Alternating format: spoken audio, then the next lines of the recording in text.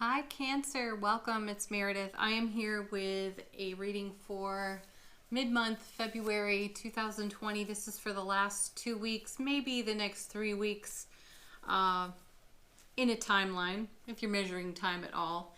I wanted it to encompass the Mercury retrograde, which I believe starts on the 16th or the 17th, depending on your time zone and location. Anyway, Mercury retrograde descends in Pisces. So we are using a variety of decks, 3 different decks of tarot cards, 3 different decks of oracle cards, and let's jump to it. Our first set of cards comes from Divine Legacy Tarot, and this set of cards represents now. What is now for Cancer? First card, 7 of Cups. It's our spoiled for choice card. Lots of options, and how do we choose? Sevens in tarot are all about heaven touching earth. How we make that happen in our own heart space, on our foundation, the foundation of our lives. And just recently in meditation, my guides and angels gave me some further intuitive information on the 7 of Cups. It tends to be a card of potential chaos, confusion, an inability to decide, a hard time making decisions from the choices available. And typically, when I turn this card over, I know we break it down to 2 choices. At least we try to, or attempt to narrow it down to 2 choices, and then we will naturally discover how we follow our heart, and then our choice is made. In addition, now, my guides and angels, as I said, kind of gave me some more intuitive information on this card, and they referred to it as an opportunity for us to consider the 7 different versions of a story we tell ourselves. Or we have 7 different stories we're telling ourselves, and they've been given life in the voice of our ego. And we may discover that we exaggerate details for an inner drama out of the ego, and we could potentially make the options before us more dramatic than they need to be. So this is a card that invites us to take a real authentic look, without judgment, without anger, without frustration, at the stories we tell ourselves, to justify what we're doing or what we're not doing. So bring this into your heart space and get real with yourself. And if you've got choices before you that you're finding difficult to make, and you're engaging an ego story around it, this is the perfect card to challenge it. Let's see what's next. Coming with it, we have the Queen of Coins. Mother of the material in tarot. In the suit of coins, pentacles, she makes what she wants a reality. And sitting next to that 7 of Cups, you may be in deliberation with your own self about a manifestation that you're holding in your heart space, and telling yourself a story about why it hasn't come to pass yet. Or wondering at the hows and the ifs and the whens. That's all the work of the universe. That's not your job. Your job is to stay in gratitude and appreciation for what it is you are birthing into manifestation. So the Queen of Coins shows up in the reading to let you know that you have all that you require within you to co-create, collaborate with the divine all that is, and make exactly what you want for yourself a reality. So again, that 7 of Cups can become a little vexing for you if you've been telling yourself a story, and you've got to change up the energy and the frequency so that you can get into a vibe that is much more creative rather than stifling. Coming with our Queen and our 7, we now have the 2 of Swords. This is a card of being at an impasse, and it's another one about making choices and decisions. Now you'll notice this person is blindfolded. There are 2 swords there. They are typically crossed over the heart when you see this card, and it's a card that lets us know either we don't have enough information, or we're in resistance to moving forward with making a choice in some way.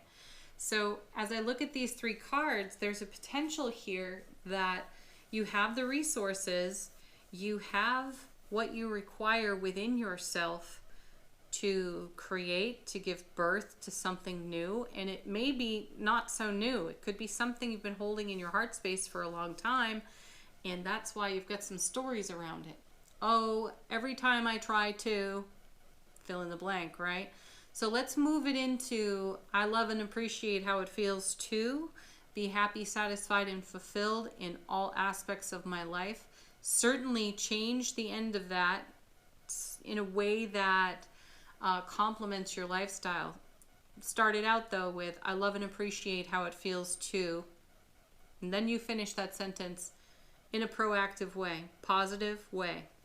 That will help you in the decision-making process. So you have two cards here, the 7 and the 2, showing that you find yourself at a crossroads and you're not exactly certain about what it is you want, or if you know what you want, how to make it happen. And the cards are putting it back on you, saying you have the resources within you. So tap your life experience, tap your soulful self, and trust that you can make it, whatever it is, happen for you. The oracle card for you in this set comes from the Nature Portals Oracle deck, and this is a spirit animal for you to work with for the remainder of February. And this is for you to investigate. And your card is, oh, deer. Ooh, and butterfly. Very sweet. I believe deer have a message about 40-day cycles and gentle changes. That's what I know, but you go and see what the spirit of deer has to say to you in connection to what's now for Cancer. All right, next set of cards comes from the Wheel of the Year Tarot, and this set is all about what you're discovering and what is, how do we want to phrase that one? I've done a bunch of these readings and now I've already forgotten what this row is about. Sorry, Cancer. I know it is about discovering. It's the energy flowing in now, giving us an opportunity to engage our curiosity and discovery. Your first card is 6 of Pentacles. Nice. Harmony, balance, balance restored. That's what I feel. So as energy flows in for you to add to, layer to what's happening in the now, you've got harmony and balance in the 6 of Pentacles. Sixes do bring balance. And this is a card of generosity and reciprocity. Sometimes you are the benefactor and sometimes you are the one who is receiving from the benefit of another. So it's reciprocity. It's the gift of giving and receiving, and it feels so good to give, doesn't it? And then this is about the universe supporting you as well. Let's see what comes with it. 8 of Swords and 6 of Wands. Interesting combination for you, Cancer. It's the 8 of Swords is a challenging card. 8s in tarot, they're all full of movement and momentum, which is great. It means you're not lingering here. But it's very similar in energy to the 2 of Swords. The 8 of Swords is typically a person blindfolded, hands tied, standing in a circle, an open circle of swords. They don't know they are free because they can't see it. They don't recognize that the rope on the hands is loose. They could easily get out of it. And here in this card, you see most likely a mother with her child who has a fever. The mother can't really do anything but offer support, but the fever here has to break on its own. So here's the discovery in knowing that you are free.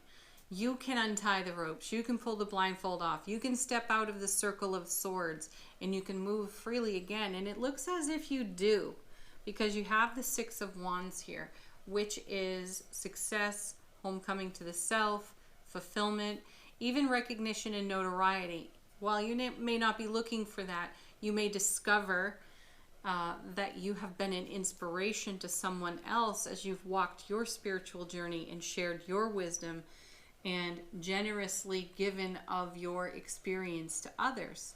Beautiful. Let's see what goes with it. Page of Swords. So Cancer, this is you looking at the horizon. It's fascinating here because in traditional tarot, you have two cards that typically have blindfolds on them, the 2 and this 8. And here you are looking through the spyglass, looking to the horizon, the what's next. So while you have the 7 of Cups and the Queen of Coins here saying you've got all the resources you could require, you've got two cards that sort of limit vision, and you have two 6s here with extreme balance and harmony in the reading, and yet you're still looking away from all of this over here toward a horizon. So that's interesting. It's creating a message that you are potentially avoiding what is right in front of you, turning away from it actually, and looking somewhere else entirely. So consider that. Just consider that. All right, oracle cards that support this part of the reading come from Gateway Oracle. I asked the deck, how is Cancer crossing thresholds, stepping through gateways in the remainder of February? Your first card is coming into power. I step into my power boldly and confidently. Coming with that, embracing the future. I step into the future with an open heart. So you have some gentle changes going on. You may find yourself in a 40-day cycle with the spirit animal of deer on the table for you.